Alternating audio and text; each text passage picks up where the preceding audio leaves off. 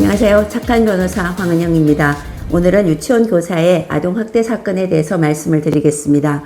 유치원 교사가 4살 된 아이의 머리를 아동용 킥보드로 때렸습니다. 그러니까 아이 머리가 다치고 좀 피도 났습니다. 그리고 다른 원생들도 폭행을 했는 사안입니다. 경찰에서는 이 사건을 수사를 하여서 영장을 신청을 했습니다. 검사도 보고서 사안이 가볍지 않다고 보니까 영장에 서명을 해서 법원에 보냈는데 막상 판사님은 이 사건을 영장을 기각했습니다. 영장 기각 사유가 언론에 보도된 내용은 범행을 인정하고 도주 우려가 없다 이렇게 나왔습니다. 이 유치원 교사는 자기의 잘못을 아주 반성을 한 것으로 수사를 받지 않았을까 이렇게 추측이 됩니다. 보통은 변명을 하지 않고 내가 아이에 대해서 정말 잘못된 행동이라는 거에 대해서는 아주 반성을 하는 점이 제일 고려가 되었을 것 같고, 그 다음에는 또 뭘까요?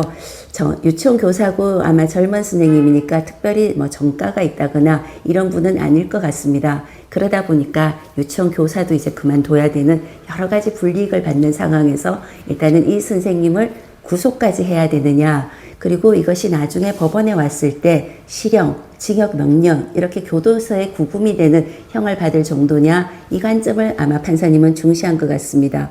그리고 불구속으로 했을 때 피해 아이의 부모에게 용서를 구하고 그리고 용서를 받는 합의가 될 가능성도 좀 열어둔 것도 아닐까 이렇게 보여지고요. 그리고 아마 다른 아이들에 대해서도 단순한 폭행 정도니까 이것이 형이 아주 중하게 되는 사안은 아니다. 이런 여러 가지 요소가 고려가 된 것 같습니다. 자, 아이를 유아용 킥보드로 때렸다. 이 자체는 좀 굉장히 아주 잘못한 거죠. 그러니까 검사도 구속사안이라고 보기는 하고 아마 재판도 받아야 될 것입니다.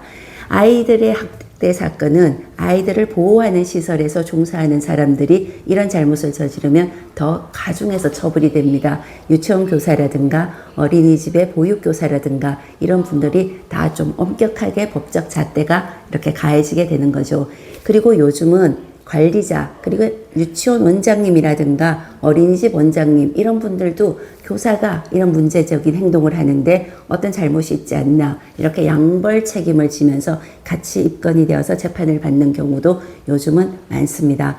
자, 어린이는 항상 아이들은 약하고 멍도 잘 들고 그리고 어떤 충격이 되었을 때는 신체적인 피해 정도가 크다는 점에서는 사실은 유치원 원장님 교사 이런 문제만은 아닙니다. 우리는 아이들을 잘 보살펴야 될 것 같습니다. 자, 아동학대 사건에 대해서 여러분들이 이해를 돕기 위해서 오늘은 유치원 교사의 아동학대 사건을 말씀을 드렸습니다. 도움이 되셨나요? 구독과 좋아요 부탁드립니다. 감사합니다.